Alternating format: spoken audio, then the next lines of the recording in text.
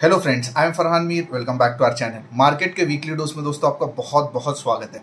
इस वीडियो में दोस्तों तीन टॉपिक पे हम लोग मेजर डिस्कशन करने वाले हैं। एक जो बहुत ही पॉपुलर मीम जो चल रहा है, जो निर्मला सीतारमण मैडम का जो बयान था कि रुपया वीक नहीं हो रहा है बल्कि डॉलर स्ट्रांग हो रहा है, इस पे इतने सारे मीम चल रहे हैं। तो इस बात में कितनी सच्चाई है? क्या हमारा रुपया सच में वीक हो रहा है या डॉलर बढ़ रहा है इसलिए हमें ऐसा लग रहा है कि रुपया वीक हो रहा है? इसमें हम लोग डिटेल पे डिस्कशन करेंगे।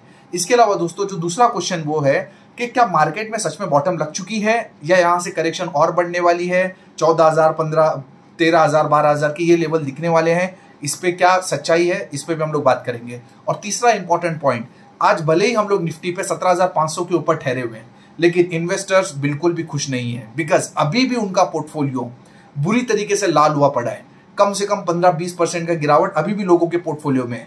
वेरेज अगर आप निफ्टी देखेंगे तो ऑल टाइम हाई से सिर्फ 4-5% डाउन है। तो इसका क्या इस पे मेरा क्या आउटलुक है, इस पे भी डिटेल में डिस्कस करेंगे। इसके अलावा निफ्टी बैंक निफ्टी के लेवल्स हम लोग देखेंगे, डिफरेंट ग्लोबल इंडाइसेस देखेंगे, गोल्ड, सिल्वर, रुपी, डॉलर, क्रूड ऑयल, ये सब एनालिसिस करके ये देखने की कोशिश करेंगे कि आने वाले हफ्ते में मार्केट के लिए क्या पॉसिबिलिटीज बन रही है। वीडियो को पूरा देखिए, एक बहुत ही पावरफुल नॉलेजेबल वीडियो होने वाला है, आपके नॉलेज में जरूर इजाफा होगा। तो चलो दोस्तों शुरू करते हैं। तो जो सबसे पहला जो हमारे सामने पॉइंट है, जो निर्मला सीतारमण मैडम का जो बयान है कि रुपया वीक नहीं हो रहा है बल्कि डॉलर स्ट्रांग हो रहा है, इस बात में क्या सच्चाई है, पहले हम लोग इस पर डिस्कशन कर लेते हैं। पहले तो आप समझिए, ये जो डॉलर है DXY, ये जो डॉलर है, मैंने ऑलरेडी आपको बताया हुआ है कि 6 मुल्कों की करेंसीज के अगेंस्ट में है। और अगर आप ये 6 कंट्रीज अगर आप देखोगे तो सबसे पहले आता होता है यूरोप, उसके बाद आता है आपका UK, उसके बाद आता है आपका Canada, Japan, Swiss and Swedish. तो ये जो 6 कंट्रीज हैं, इसके अगेंस्ट में बेसिकली DXY है।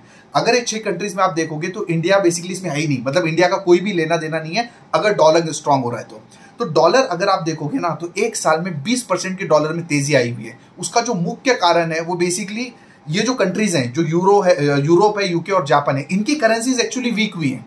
तो इनकी करेंसीज जो वीक हुई हैं, इसकी वजह से आप देखोगे जो DXY है, ये डॉलर है, उसमें 20% की तेजी आई हुई है। अब पॉइंट ये आता है कि हमारी करेंसीज, एक बात तो पक्की है कि डॉलर के सामने अगर आप देखोगे पिछले साल में यही टाइम पे अगर आप देखोगे ना तो हमारा रुपया 75 के आसपास था, अब वो हो चुका है 82 के। मतलब डॉलर के अगेंस्ट में हमारी करेंसी 10% वीक हुई है। और वेरेज अगर आप डॉलर देखोगे DXY, ये एक्चुअली 20% बढ़ा हुआ है। तो ये 20% किसके अगेंस्ट में बढ़ा हुआ है? ये जो 6 करेंसीज हैं उसके अगेंस्ट में डॉलर 20% बढ़ा हुआ है। हमारा अगर रुपया आप देखोगे ना, अगर आप डॉलर से कंपेयर करोगे तो 10% गिरा हुआ है। तो अगर ऐसा मैं बोलूं कि डॉलर स्ट्रांग हो रहा है लेकिन रुपया उतना नहीं गिर रहा है तो बात सही है। अब हमारी करेंसीज को एक्चुअली हमें सिर्फ डॉलर के अगेंस्ट में नहीं देखना चाहिए, बिकॉज एक्चुअली देखा जाए ना तो डॉलर से कोई लेना देना है नहीं हमारा, because dollar is against remaining 6 countries. हमको ये डॉलर हमारे रुपये को अदर करेंसीज के सामने भी कंपेयर करना चाहिए। तो अगर आप देखोगे सबसे पहले मैं अगर पाउंड की बात करूं, UK की जो करेंसी है, लास्ट ईयर अक्टूबर में इंडियन रुपी 103 रुपए था, जो कि अब हो चुका है 93। इसका मतलब है अगेंस्ट यूरोपियन करेंसी पाउंड हमारा रुपया 10% स्ट्रांग हुआ है। नेक्स्ट अगर आप देखोगे यूरो के सामने, मतलब यूरोप के सामने, लास्ट अक्टूबर में हम लोग 87 रुपीस के आसपास थे, अब हम लोग 81 के आसपास है। इसका मतलब है कि यूरो के अगेंस्ट में भी हम लोग करीब 10% स्ट्रांग हुए। अब अगर आप जापान के सामने देखोगे तो लास्ट ईयर ये टाइम पे हम लोग 0.65 के आसपास थे और अभी हम लोग 0.55 के आसपास है। इसका मतलब है जापान के सामने हम लोग करीब 18% स्ट्रांग हुए। तो अगर इन सबको मैं कंक्लूड करूं तो हम ये जरूर बोल सकते हैं कि हमारा जो रुपया है वो भले डॉलर के सामने 10% वीक है, बट अगर आप वर्ल्ड की बड़ी करेंसीज, बाकी सब करेंसीज देखेंगे तो उसके अगेंस्ट में हम लोग बहुत ही अच्छे बोले हुए हैं। तो जो मैडम ने बोला हुआ है, निर्मला सीतारमण मैडम का जो बोलना है कि डॉलर बढ़ रहा है, रुपया गिर नहीं रहा है, उस बात में आप कुछ हद तक सच्चाई भी है, क्योंकि आप देखो रुपया सिर्फ 10% डाउन है, वेयर डॉलर 20% बढ़ा हुआ है। तो हमारा एक्चुअली डायरेक्ट कुछ लेना देना है नहीं, और we are strong against rest of the countries. अब पॉइंट ये आता है कि सर, आप बहुत सारे लोग ये बोलते हैं कि अभी इतने टाइम से, मैं पिछले मेरे ख्याल से 1-2 महीने से सिर्फ यही बता रहा हूं कि हमारे देश में अच्छा क्या हो रहा है। ठीक है, India is the fastest growing country in the world, और बहुत सारी पॉजिटिव पॉइंट्स है इंडिया के पास। तो पॉइंट ये आता है कि हमारा रुपया फिर वीक क्यों हो रहा है। अब इसके लिए तो डिटेल में वीडियो मैंने रुपया और डॉलर पे डिटेल में वीडियो बनाया, उसका लिंक मैं डिस्क्रिप्शन में डाल दूंगा, बट शॉर्ट में मैं बताता हूं। देखिए, जितना ज्यादा हम इंपोर्ट करेंगे उतना ज्यादा रुपया वीक होगा। अब हमारा जो मेजर इंपोर्ट है, आपको पता है, वो क्रूड ऑयल है। अब क्रूड ऑयल करीब $95 के आसपास है, तो हमारा इंपोर्ट वहां से, तो वो एक रीजन है जिसकी वजह से रुपया वीक हो रहा है। और दूसरा रीजन ये हो रहा है कि जो डॉलर स्ट्रांग हो रहा है, अब जो डॉलर स्ट्रांग हो रहा है ना, तो एफआईएस क्या करते हैं, जो गोरे यूएस के जो पैसा लगाते हैं वो डॉलर में पैसा लगाते हैं, क्योंकि उनको वहां पे अप्रिसिएशन मिल रहा है। अब वो डॉलर में जब पैसा लगाते हैं तो इंडियन मार्केट से ऑब्वियस सी बात है पैसा बाहर जाता है, और जब डॉलर बाहर इंडिया से बाहर जाता है तो रुपया वीक होता है। तो रुपया वीक होने के दो कारण जो मैंने बताए, एक है आपका क्रूड ऑयल जो स्ट्रांग हो रहा है, और दूसरा जो हो रहा है कि एफआईएस का पैसा यहां से निकल रहा है। ये रीजन की वजह से रुपया वीक हो रहा है। और ऐसे माहौल में भी अगर रुपया सिर्फ 10% ही गिरा हुआ है, क्योंकि आप देखिए अदर कंट्रीज के सामने हम लोग बहुत ही स्ट्रांग है, तो मेरे ख्याल से काफी हद तक हम ये बोल सकते हैं कि रुपया कम गिर रहा है, डॉलर ज्यादा बढ़ रहा है। तो ये पूरा रुपया डॉलर की कहानी है। तो मेरे ख्याल से पहला पॉइंट मैंने बहुत ज्यादा आपके सामने क्लियर कर दिया है। अब जो नेक्स्ट पॉइंट अपने सामने आता है वो ये आता है कि क्या मार्केट का बॉटम लग चुका है कि नहीं लग चुका। देखिए सबसे पहले ना एक सिंपल सी बात आप समझिए, over analysis will lead to paralysis. आप देखिए कि निफ्टी अपने ऑल टाइम हाई से सिर्फ 5% डाउन है, ठीक है। तो ये जो चार्ट है या निफ्टी है, ये अपने आप में बहुत सारी कहानी बता रही है। अगर आप देखोगे ना, बाकी पूरा वर्ल्ड मार्केट अपने ऑल टाइम हाई से 20, 25, 30% तक डाउन है। इनफैक्ट नैस्डैक 30% के आसपास डाउन है, डाउ जोन्स भी 15-20% के आसपास डाउन है, और बाकी तो यूरोपियन कंट्रीज की तो बुरी तरीके से हालत है। तो ये जो चार्ट है ना, या ये जो मार्केट है इटसेल्फ में अपने आप में एक कहानी बता रहे हैं। अब आप समझिए कि हम लोग अगर सिर्फ अपना चीज देखेंगे ना, अपना मार्केट देखेंगे, तो भाई ये कहानी कुछ और ही बता रहे हैं। अब आप समझिए कि प्रॉब्लम क्या है। देखिए हमारी तरफ तो कोई प्रॉब्लम नहीं है, हम लोग गिर क्यों रहे हैं, बाकी कंट्रीज के प्रॉब्लम की वजह से गिर रहे हैं। मेजर जो प्रॉब्लम है एक्चुअली यूएस से स्टार्ट हुआ था, अब वो यूएस से बढ़ के वो यूरोप में और यूके में जा रहा हुआ है, ठीक है। अब मेजर कारण क्या था कि यूएस में इन्फ्लेशन बढ़ रही है, ठीक है। अब आप समझिए कि अभी जो लास्ट टाइम जो इन्फ्लेशन आई थी वो तो 8.2% की जो इन्फ्लेशन आई थी। हालांकि इन्फ्लेशन गिर रही है, यूएस की इन्फ्लेशन गिर रही है, जो उनका जो हाई लगा था वो 9.1% का था, वहां से गिर के अभी 8.2 पे आई है।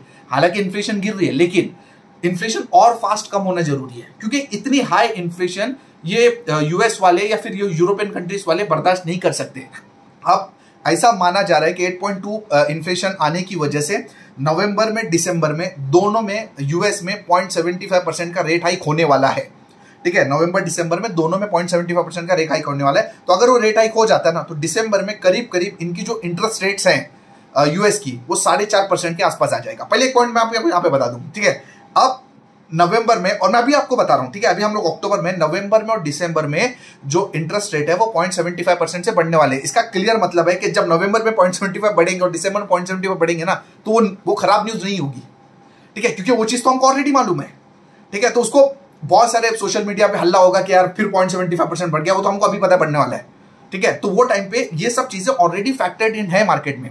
सो दिसंबर तक जो यूएस की जो इंटरेस्ट रेट है ना 4.5% के आसपास बढ़ जाएंगे। उसके बाद मैक्सिमम जनवरी या फरवरी में मैक्सिमम वो लोग रेट हाइक और लेंगे।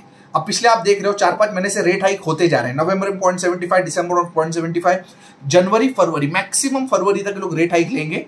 और अगर लेते हैं तो 5% के आसपास इनका इंटरेस्ट रेट आ जाएगा। उसके बाद ये लोग ने रेट को कम करना चालू करना है। जो अभी लोग रेट बढ़ा रहे हैं ना, इंटरेस्ट रेट जो बढ़ा रहे हैं, बाद में इनको कम करना है। उसका रीजन क्या है?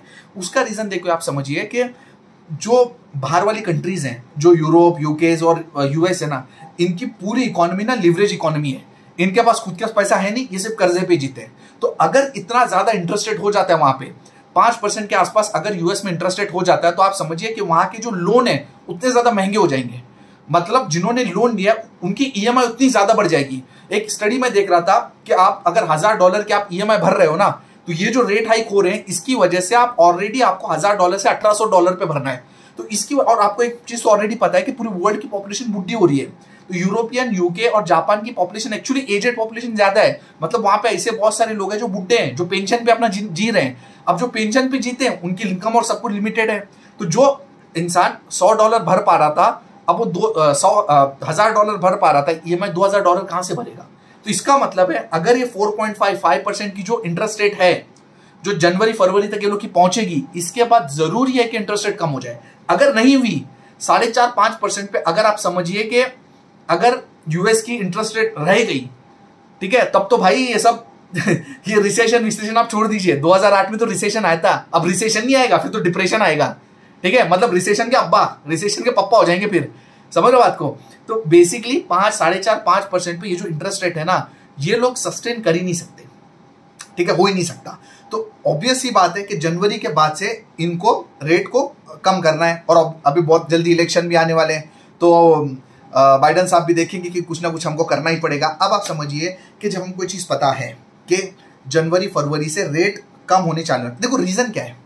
रीज़न सबसे बड़ा प्रॉब्लम पूरे वर्ल्ड में अभी यही चल रहा है, महंगाई। ठीक है, महंगाई ट्रिगर कहाँ से भी हो सकता है, वो भी है रशिया यूक्रेन की वॉर की वजह से, बट वो सेकेंडरी मुद्दा है। ठीक है, रशिया यूक्रेन की वॉर से एक्चुअली किसी को लेना देना ही नहीं है। जो हो रहा है बोले ठीक है, आपके पास जो हो रहा है ठीक है, कोई बात नहीं, क्योंकि अभी यहाँ पे हमारे खाने पीने के वांदे पड़ गए, यूएस और यूरोपियन कंट्रीज का ऐसा बोलना है।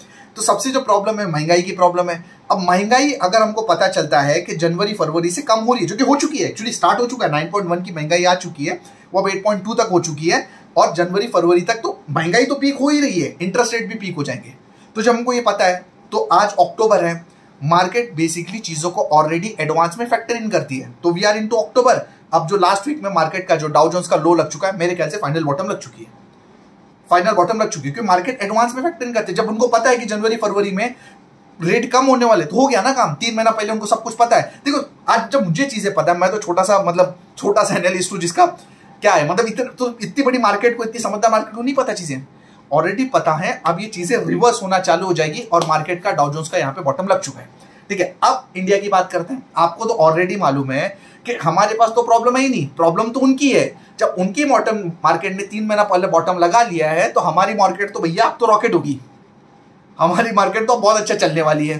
तो इस बात को ख्याल रखिए। मेरे ख्याल से हमारी मार्केट ने भी क्लियरली बॉटम लगा लिया है। लेवल्स वगैरह की बात हम लोग आगे चल के नेक्स्ट वीडियो मतलब आगे बात करने वाले, बट काम हो चुका है।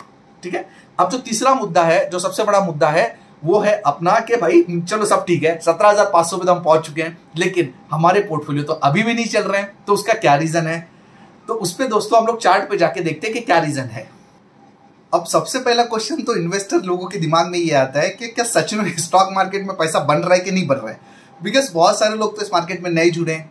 तो होता क्या है कि हमें सिर्फ वही चीजें याद रहती है ना जो हमने रिसेंट में देखी हुई है। अब रिसेंट में 1 साल में तो पैसा बना नहीं है, अब निफ्टी चले जा रही है, पोर्टफोलियो चल नहीं रहा है। बिकॉज जो मेजर रीजन इसका ये होता है ना कि हमारे पोर्टफोलियो में स्मॉल कैप और मिड कैप स्टॉक होते हैं। तो क्या उसमें सच में पैसा बनता है? उसके लिए हम लोग ये क्या करते हैं कि सबसे पहले तो हम लोग स्मॉल कैप का चार्ट देख लेते हैं कि अगर थोड़ा सा मैं लंबा चार्ट बताऊं आपको, तो ये है 2018 का हाई।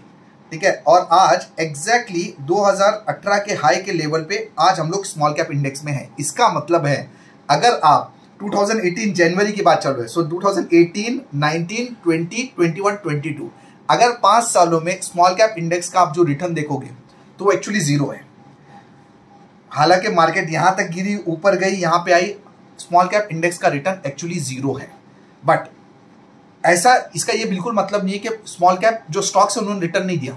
तो स्मॉल कैप में बेसिकली आप समझिए कि आपके पास ना बहुत अच्छी रिसर्च होनी चाहिए, या आपके पास कोई स्टडी होनी चाहिए, कुछ एनालिसिस होनी चाहिए, तो ही आप पैसा बना सकते हो। वरना इसमें ना मजा बहुत आएगा कि बहुत एक्साइटमेंट हो गई, कोई स्टॉक आपका 5% चल गया, 10% चल गया, और आपने इधर बोल दिया उधर बोल, देखो मैंने बोला था स्टॉक बढ़ गया, ये वो, सिर्फ यही होना है ना। पैसा इसमें नहीं बनना अनलेस एंड अनटिल आप प्रॉपर एनालिसिस करोगे और प्रॉपर कुछ सिस्टम फॉलो करोगे, प्रॉपर लेवल पे प्रॉफिट बुक करोगे, तभी आपका पैसा बनना है। तो पिछले 5 साल में स्मॉल कैप इंडेक्स ने रिटर्न एक्चुअली 0 दिया हुआ है। अगर हम निफ्टी की बात करें तो निफ्टी में 2018 के करीब ये लेवल थे। तो हालांकि यहां से फिर भी देखा जाए तो डिसेंट सा रिटर्न, 12,000 का निफ्टी आज 17,500 पे। इसका मतलब है लार्ज कैप में पैसा आपका बनता है, क्योंकि सेफ्टी भी वहां पे होती है। स्मॉल कैप इंडेक्स में अगर आपने सही स्टॉक पिक नहीं किए ना, तो बेसिकली पैसा यहाँ पे बनाना बहुत ज्यादा डिफिकल्ट है। अब क्वेश्चन ये आता है कि मार्केट चल रही है और स्मॉल कैप इंडेक्स क्यों नहीं चल रहा है। देखो उसका रीजन क्या है कि मार्केट में इतनी ज्यादा जो अनसर्टेनिटी बनी हुई है ना, तो अनसर्टेनिटी में जो भी इन्वेस्टर है वो हमेशा पहले ये देखता है कि भाई कोई ऐसा सेफ हेवन हो जाए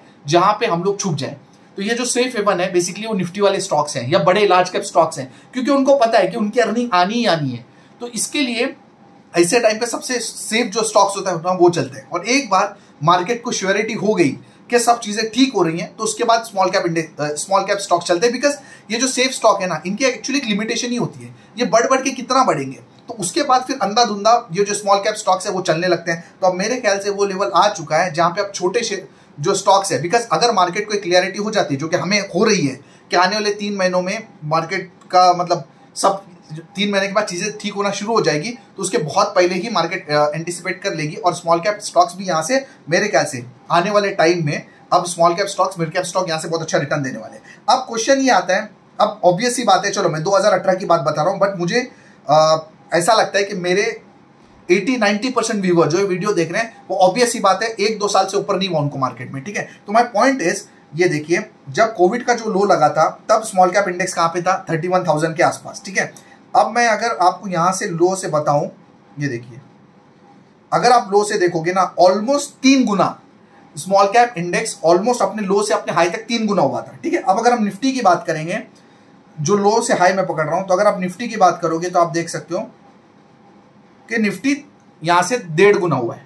निफ्टी ने 150% का रिटर्न दिया हुआ है, स्मॉल कैप इंडेक्स ने 250%, मतलब ऑलमोस्ट 300% का रिटर्न दिया हुआ है। तो निफ्टी से डबल चला हुआ है, और इस दौरान ऐसे बहुत से स्टॉक्स है जो 10-10 गुना भी हुए हैं। तो माय पॉइंट इज, जब स्मॉल कैप इंडेक्स चल रहा था, ठीक है, जब स्मॉल कैप इंडेक्स ये जो चल रहा था, जब आपके स्टॉक पागल जैसा भाग रहे थे, तब तो किसी ने क्वेश्चन नहीं पूछा भाई कि निफ्टी तो चल नहीं रही, हमारे स्टॉक क्यों चल रहे हैं, है ना। तब क्वेश्चन कहां गया आपका कि निफ्टी तो चल रही, निफ्टी तो चल नहीं रहे, हमारे स्टॉक चल रहे हैं। निफ्टी तो रुकी थी, निफ्टी तो दिख रहा है आपको 150% का रिटर्न है, बट स्मॉल कैप तो 300% का दिया है। स्मॉल कैप छोड़ो, आपके जो स्टॉक्स है वो तो पागल की तरह भाग रहे, तब तो किसी का क्वेश्चन नहीं आया, ठीक है। अब जब निफ्टी रुकी हुई है, अब निफ्टी जब चल रही है, स्मॉल कैप रुका, तो पूरी हाहाकार मची हुई है। अब प्रॉब्लम ये क्या है कि आपने सिर्फ 1 साल में देखा है। अगर आपने यहां से देखा होता ना, तब तो आपको कोई तकलीफ नहीं होती। अगर आपने ये लेवल पे इन्वेस्ट किया होता, आपने यहां पे इन्वेस्ट किया है, तब आपको तकलीफ दिख रही है कि स्मॉल कैप गिर रहा है या बढ़ नहीं रहा और निफ्टी बढ़ रही है। और बेसिकली देखिए आप कि आपका जो पोर्टफोलियो ना, हमेशा मिक्स पोर्टफोलियो होना चाहिए, वरना क्या है, स्मॉल कैप इंडेक्स में इन्वेस्ट करना मतलब खतरों के खिलाड़ी है।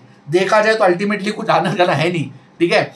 फिर अनलेस एंड अनटिल आपकी नजर कुछ वैसी है, कुछ एनालिसिस वैसी है, वरना जितना आया उतना गया, सब सेटल हो जाता है। इसके लिए तो एक बैलेंस पोर्टफोलियो होना चाहिए, जिसमें 40% के आसपास आपका लार्ज कैप हो, 40% के आसपास मिड कैप हो, 20% के आसपास स्मॉल कैप हो। ऐसा बैलेंस पोर्टफोलियो आप बना लेते हैं, अगर आप एवरेज इन्वेस्टर है, नॉर्मल इन्वेस्टर है, तो अच्छे खासा आप मार्केट को बीट कर सकते हैं और रिटर्न पा सकते हैं। अगर आपका फुल टाइम काम यही है, बिल्कुल डीप एनालिसिस रिसर्च आप कर सकते हैं, तो आप स्मॉल कैप इंडेक्स में बने रह सकते हैं। तो ये कहानी है मेरे ख्याल से। अगर आप जानना चाहो तो मेरे ख्याल से निफ्टी में देखिए हेडरूम कम है, बहुत कम है ऊपर जाने का, लेकिन ये जो स्मॉल कैप है, मिड कैप है, अब यहाँ से चलने को तैयार है, ठीक है। अब अगर हम लेवल्स की बात करें, तो अभी जो निफ्टी में जो इंपॉर्टेंट लेवल अब बन जाते हैं हमारे लिए, वो ये वाले लेवल हैं, मतलब 17,350 के आसपास। अभी हम लोग 17,580 के आसपास बंद हुए हैं। SGX निफ्टी जिस हिसाब से दिखा रही है, हम लोग 17,700 के ऊपर ओपन होने वाले हैं। अगर ऐसा हो जाता है तो आप अपने स्टॉप लॉस को ट्रेल करके, ये जो लो लगा हुआ है, मतलब 17,500 के आसपास, आप अपना स्टॉप लॉस मान सकते हैं।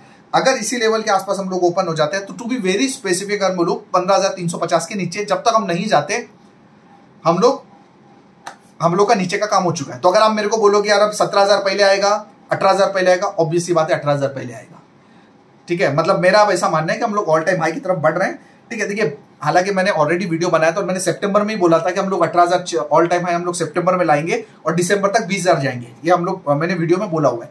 बट बहुत सारी चीजें इसमें ऐसी आ गई, अनसर्टेन चीजें आ गई, ऐसे इवेंट्स आ गए जिसकी वजह से हम जा नहीं पाए। एंड ऑब्वियस ही बात है, आप फिर भी देखिए इतना बुरा होने के बाद भी अगर हम लोग सिर्फ 4% डाउन है, तो आप ये अपने आप में बहुत बड़ी अचीवमेंट है। बाकी वर्ल्ड मार्केट अभी आगे दिखाऊंगा, उसकी हालत तो इतनी खराब है, अपने आप में बहुत बड़ी अचीवमेंट है। देखिए सिंपल बात है, डेस्टिनेशन तो हम पहुंच रहे हैं, ठीक है, ये बात पक्की है, डेस्टिनेशन हम पहुंच रहे हैं। अगर आप प्लेन से जाओगे तो जल्दी पहुंचोगे, ट्रेन से जाओगे तो थोड़ा लेट होगा, बस से जाओगे तो और लेट होगा। डेस्टिनेशन तो हम जा रहे हैं, ये बात तो पक्की है। ऑल टाइम हम आ रहे हैं, 20,000 हम आ रहे हैं, ठीक है। ऑल टाइम हमने सितंबर की बात की थी, देखते कब तक आ रहे हैं। 20,000 में दिसंबर की बात करते, देखते हम कब आ रहे हैं, हम लोग पहुंच रहे हैं, ठीक है। अब इसमें ये बात है, आप बोलोगे यार, कुछ लोग ऐसा बोलेंगे, अरे सर ये तो लॉन्ग टर्म की बात है, वो तो हमने जाना ही था। 18,600 पहुंचने के पहले हम नीचे कहां तक गए, वो भी इंपॉर्टेंट है। हम लोग नीचे तो गए नहीं, हम लोग 17,000 के आसपास ही घूम रहे हैं, ठीक है। अगर हम 18,600 मतलब 17,000 के आसपास से मान लेते हैं हम लोग एक बार 15,000 आ गए, उसके बाद हम 18,600 आ गए, तो मेरी बात गलत हो गई, ठीक है। फिर मेरी बात गलत हो गई कि 18,600 सर वो तो आना ही था, आ ही गया, तो लेकिन हम लोग नीचे भी तो नहीं गए ना, तो हम लोग उसी लेवल से सुधरे हैं। मतलब जो लोग 15,000 14,000 की उम्मीद कर रहे हैं, उनके कहां सपने पूरे हुए ना, होंगे भी नहीं, वो लोग देखते रह जाएंगे इस मार्केट को, कुछ नहीं होना, बस हो गया काम, ठीक है, हो गया काम मार्केट का।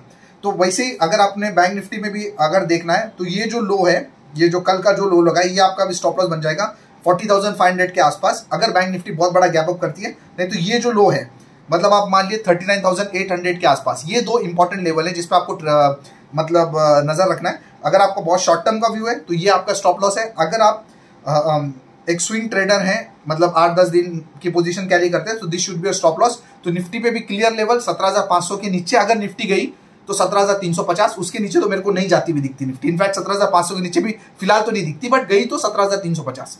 और बैंक निफ्टी के भी लेवल्स मैंने इंपॉर्टेंट आपको दे दिए हैं। स्मॉल कैप मिड कैप की मैंने ऑलरेडी कहानी बताई है। अब आने वाला टाइम आपका स्मॉल कैप मिड कैप का बनने वाला है अगले वीक में। एक्चुअली हाँ, इसमें बहुत सारे लोग का एक क्वेश्चन आता है कि मुहूर्त ट्रेडिंग है, ठीक है। देखिए पहली बात तो मुहूर्त ट्रेडिंग का जो टाइमिंग है वो शाम में 6 से 7:15 का है। कल शाम में मार्केट खुली रहेगी 6 से 7:15 का, ठीक है। इंट्राडे प्लेयर हो तो कुछ भी करने की जरूरत नहीं है, ज्यादा एक्साइट मत हो जाना कि 1 घंटा है उसमें खतरों के खिलाड़ी बनना है, कुछ भी नहीं है, ठीक है। मुहूर्त ट्रेडिंग में एंजॉय करो, आराम से मार्केट को देखो, कुछ करने की जरूरत नहीं। हाँ, अगर आप कुछ लॉन्ग टर्म के लिए लेना चाहते हैं तो बिल्कुल लीजिए।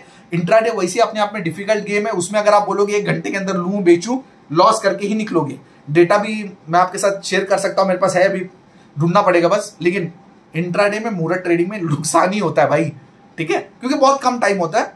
लॉन्ग टर्म के लिए कुछ लेना चाहते हो तो लो, वरना मुहूर्त ट्रेडिंग के दिन कुछ करने की जरूरत नहीं। शांति से बैठो, मार्केट को एंजॉय करो। शाम में 6 बजे मार्केट खुलती है, बड़ा मजा आता है, तो बस देखते रहो, ठीक है। अब डाउ जोन्स की हम बात करेंगे तो मेरे ख्याल से डाउ जोन्स ने ये जो कैंडल थी, ये कैंडल थी जब डाउ जोन्स में 8.2% की इन्फ्लेशन आई हुई थी, ठीक है। और उसमें अगर आप देखोगे तो एक बड़ा गैप डाउन हुआ था और पूरा मार्केट ने खींच दिया था। तो इस कैंडल में काफी हद तक क्लियर हो गया था कि बॉटम बन चुकी है। अब तो डबल बॉटम भी कंफर्म हो चुकी है, फ्राइडे के दिन अच्छी बहुत कैंडल बन चुकी है।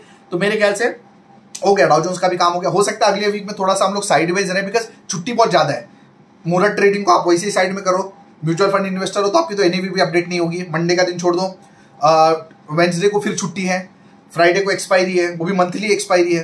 तो फिलहाल एटलीस्ट 2-3 दिन तो मार्केट में बहुत ज्यादा कुछ होगा ऐसा लगता नहीं है। और ये टाइम पे कैसा है कि इन्वेस्टर भी छुट्टी के मूड में रहते हैं, तो हो सकता है मार्केट साइडवेज रहे आपकी, ठीक है। अगर आप वही नैस्डैक में भी देखोगे तो यही लेवल है। आप बात समझिए कि ऐसे लेवल आ चुके हैं ना डाउ में और नैस्डैक में या यूरोपियन मार्केट में, अगर ये लेवल आसानी से नहीं टूटेंगे। आप देखिए ना, ये जो डाउ जोन्स के जो लेवल हैं, ये जो लो लगा है, आप देखिए हिस्टोरिकली प्री कोविड लेवल का, प्री कोविड हाई के ऑलमोस्ट उसके आसपास है।